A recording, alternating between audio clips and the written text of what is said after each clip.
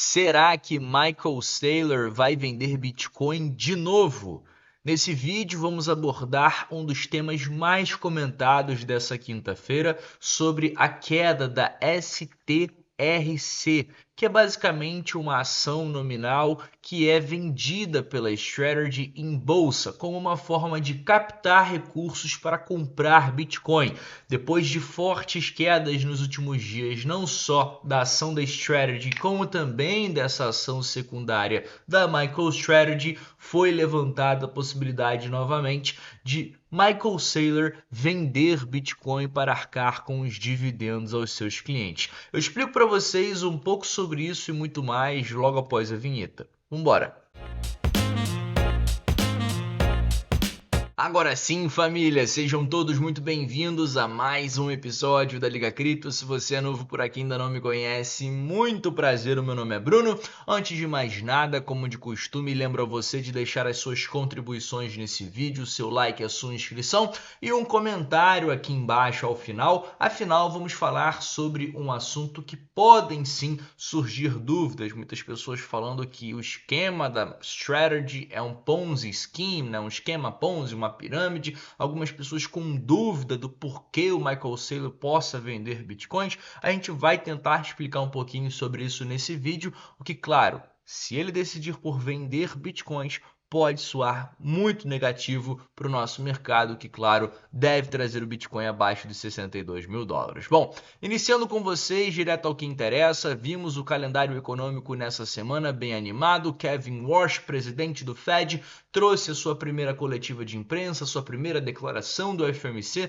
deixando alguns recados importantes, possibilidades claras de aumento de juros nas próximas semanas, já nos próximos meses, metade do comitê votante do FOMC indicando que são a favor de pelo menos um ou quem sabe até mesmo aumento de juros, e o Kevin Warsh também quebrou uma tradição que o Fed tinha de sempre deixar pistas sobre o futuro da política monetária, e ele falou a respeito disso e disse que a ideia é deixar pistas através dos dados econômicos e que eles não vão deixar pistas em coletivas de imprensa e que é preciso sim interpretar os dados que serão divulgados caso o mercado queira pistas sobre o que deve acontecer com o futuro da política monetária norte-americana. Portanto, como a gente pode ver, mudança drástica aqui nas probabilidades para o mês de julho.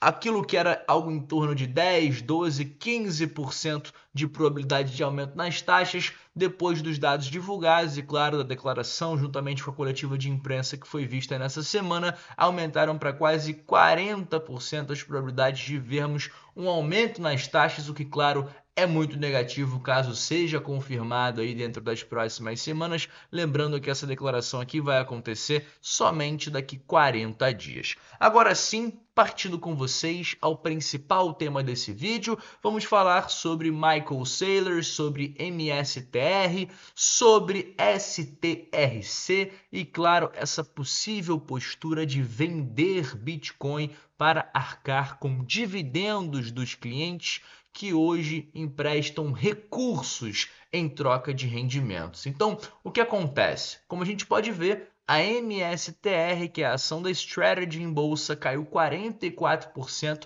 nos últimos 38 dias, eliminando 30 bilhões de dólares em sua capitalização de mercado. Hoje, a Strategy é um dos maiores detentores de Bitcoin, com quase 900 mil Bitcoins, cerca de 52 bilhões de dólares. Mas precisamos considerar com o preço médio lá na casa de 70 e uns quebrados, e temos aqui 11 bilhões de prejuízo total não realizado nesse momento. Bom, isso aqui não chama atenção, até porque já vimos isso acontecendo em outros momentos. A MSTR já sofreu oscilações de preço, o Michael Saylor já ficou no prejuízo durante um bom tempo e isso não foi um grande problema. O que acontece que vem, de certa forma, gerando um grande burburinho é com relação a outra ação ligada à Strategy, que é a STRC, que chegou ao seu menor nível de todos os tempos, que essa volatilidade negativa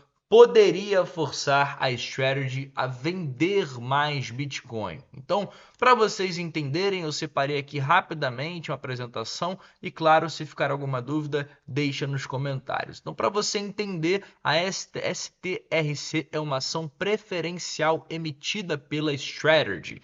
Então, diferente dessa ação aqui, que é a MSTR, a STRC é uma ação que te paga dividendos. Então, quando você compra STRC, você busca dividendos. Quando você busca aqui MSTR, você busca apenas uma exposição a uma ação que geralmente está acompanhando a volatilidade do Bitcoin. Afinal, a Strategy hoje é conhecida por acumular o criptoativo. Eles não vendem Bitcoin, sim compram o criptoativo. Se o Bitcoin vai bem, a Strategy vai bem. Se o Bitcoin vai mal, a Strategy vai mal. Então, hoje, comprar a MSTR é uma forma indireta de se expor ao Bitcoin. Agora, por que comprar, então, STRC? STRC, como a gente falou, é uma outra ação também negociada em bolsa, mas diferente da MSTR, que é uma ação ordinária, essa é uma ação preferencial. E basicamente a Strategy criou essa ação para captar mais dinheiro dos investidores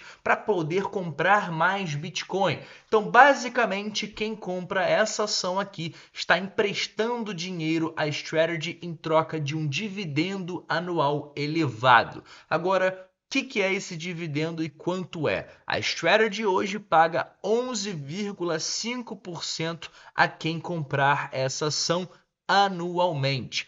Geralmente, essa ação tem um pair value, ou seja, um valor de referência de $100. Idealmente, você compraria essa ação a $100, o seu dinheiro não sofreria tantas oscilações, por mais que essa ação seja negociada em bolsa, ou seja, ela pode ir a 95, 105, 120, 82, e, claro, você sofrer com essa oscilação. Mas a ideia principal é você comprar esse papel e receber dividendos, ou seja, quem compra essa ação não está buscando a volatilidade da ação em si, e sim os dividendos. Acontece que nesse momento a ação está sendo muito vendida, ou seja, levando ela ao menor patamar de todos os tempos, se aproximando aqui dos $85. Ou seja, se você aqui comprar essa ação a $85, significa que você terá direito a um rendimento de dividendos de 11,5% ao ano.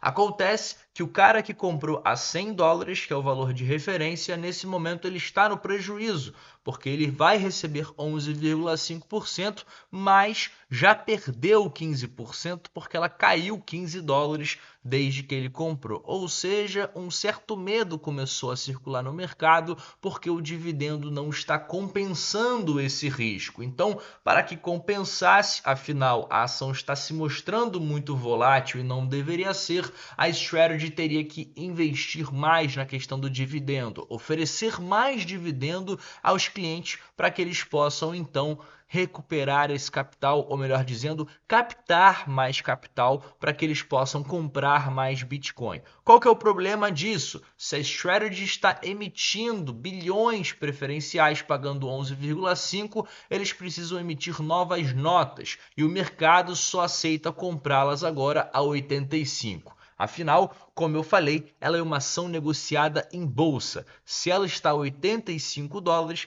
é porque não existem interessados em comprá-las a 86, 87, 88, 89, $100. E claro, existem interessados em vendê-las nesses patamares. Então, hoje o mercado entende que o preço justo para essa ação é $85, onde eu posso vender 85 e você pode comprar daí. Então 85 é o valor justo, só que não está compensando para quem já comprou principalmente. E claro, se eu comprar a 85, ela pode facilmente também chegar a $70. Então, para que ela se mantenha interessante, eles precisam aumentar o valor pago de dividendos ou oferecer condições melhores ou buscar outra fonte de capital. E aí que nasce o medo. Eles precisam honrar todos os investidores que, de certa forma, emprestaram esse capital, ou melhor dizendo, estão recebendo dividendos por esse papel, e um dos motivos pelo qual eles podem vender Bitcoin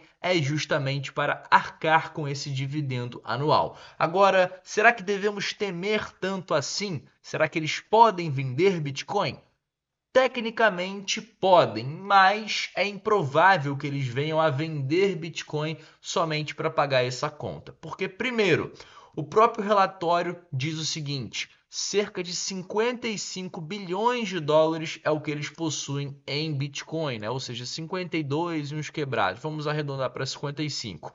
E hoje a dívida deles é de aproximadamente 1,7 bilhão de dólares de despesas e dividendos. Isso representa cerca de 3% dos bitcoins que eles possuem.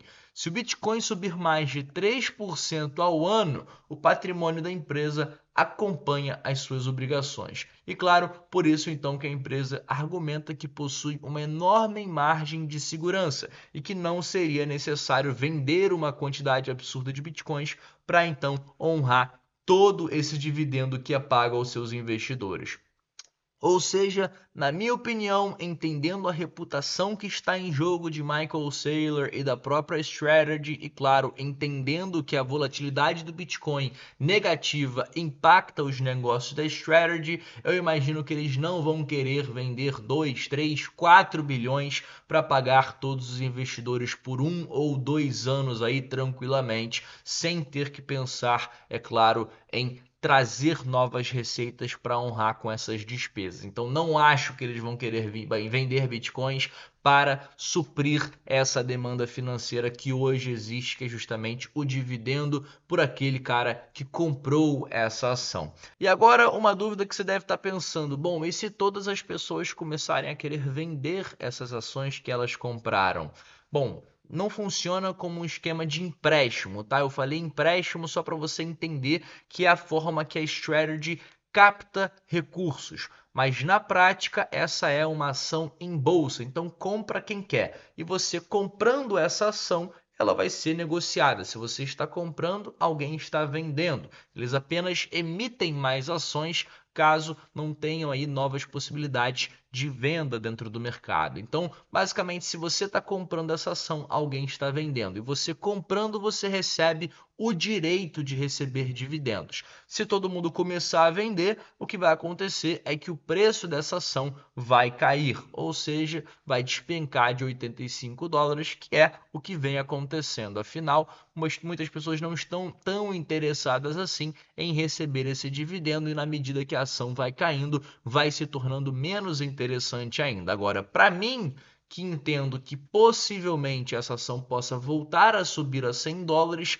aí de repente possa valer a pena, porque eu posso ganhar duas vezes, como eu falei. Vou ganhar no dividendos de 11,5% e vou ganhar no spread de 85 até 100 dólares. Bom, eu espero que tenha feito sentido tudo isso que eu falei até aqui, mas concluindo para vocês, na minha opinião, podem vender Bitcoin para pagar as contas? Sim, pode acontecer que eles venham a vender para arcar com essas despesas, mas é muito improvável que esse seja o cenário mais provável. Dificilmente eu vejo aí o Michael Saylor liquidando 3, 4 bilhões de dólares para pagar a conta aí desses dividendos. Bom, caso você tenha ficado com algum tipo de dúvida relacionada ao que eu já expliquei aqui durante esse vídeo, deixa aqui nos comentários, tá? Que eu vou ficar aí bem feliz de te responder e tentar tirar todas as suas dúvidas, beleza? Dito isso, família, eu vou encerrando o nosso vídeo de hoje por aqui e deixando o nosso próximo encontro marcado para esse final de semana. Até lá!